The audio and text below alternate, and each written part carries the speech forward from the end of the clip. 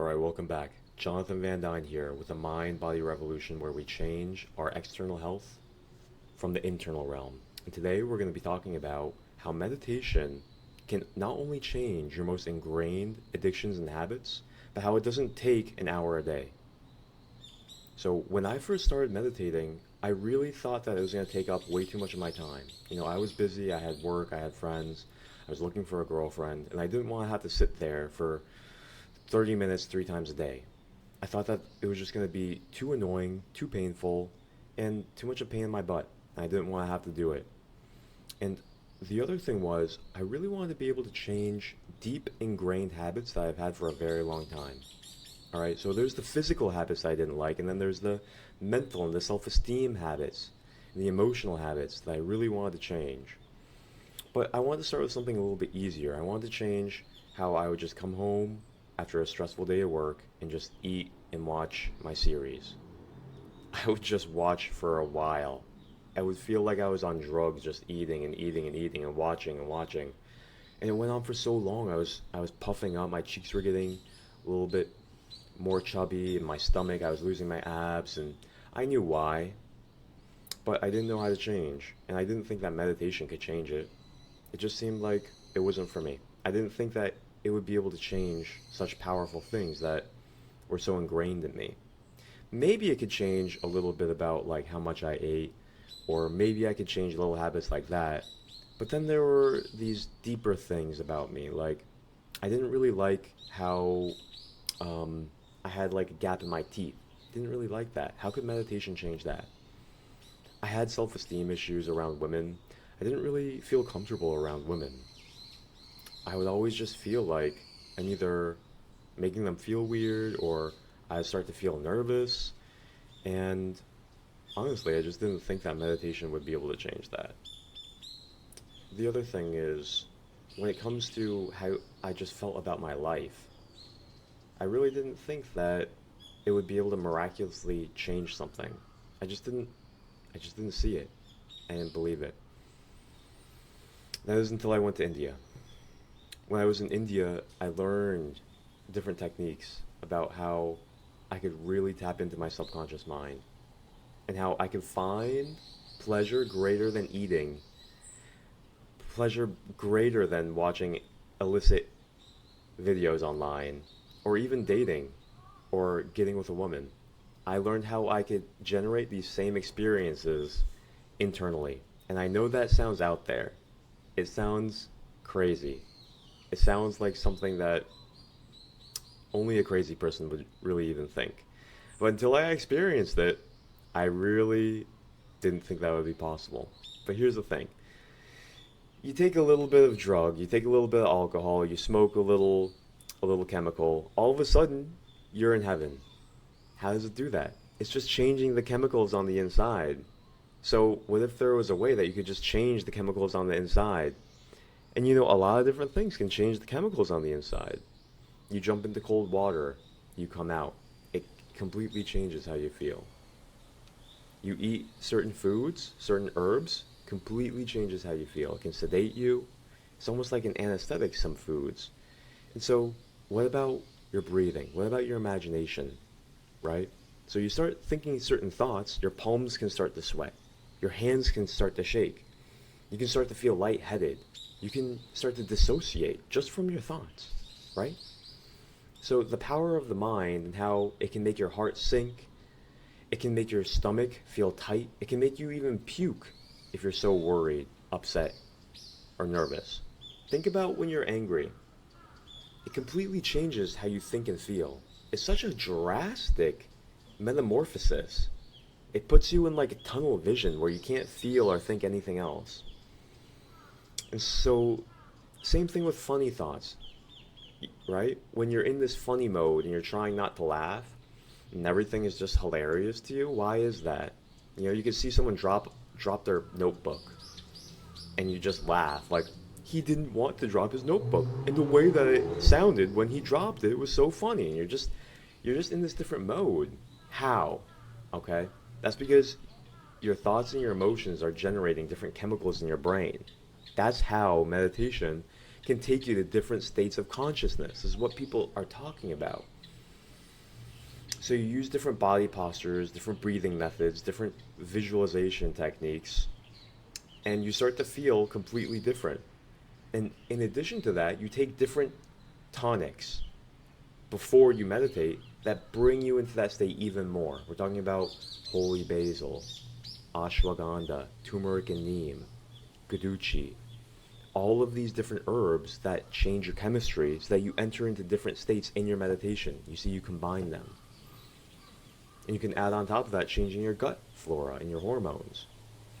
The point is, you can completely enter different states of brain. You can alter the state of your brain to where you're so suggestible, it's like you're under hypnosis. And then in that condition, you can create remarkable change. Change your subconscious, change your habits, change your self-image. And not only that, but it's fun. I found that I actually need it. I actually look forward to it. It's like escaping in a magical book.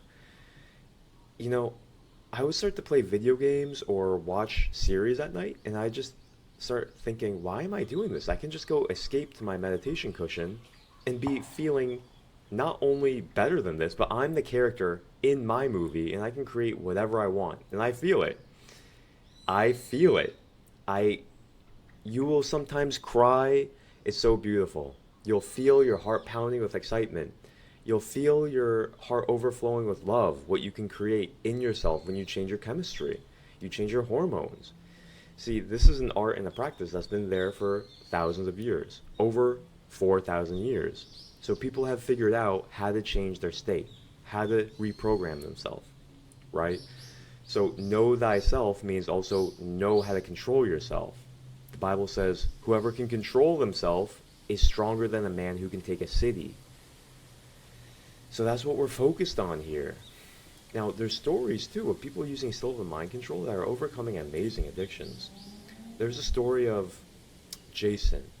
He was studying Silva, and he was addicted to Coca-Cola.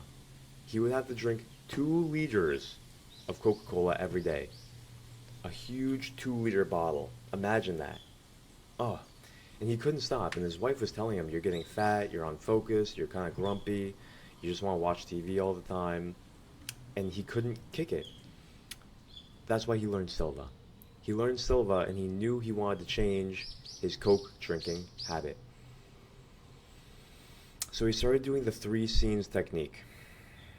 And with that particular tool, he was able to cut down his Coke consumption down to 1 liter a day.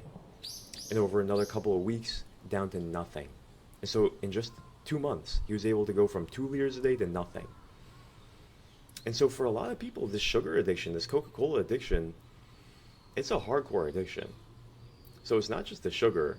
These food companies are sneaking in addictive chemicals into the food. They are doing this, and they call it sneaky names. Can you believe that? Don't put it past them.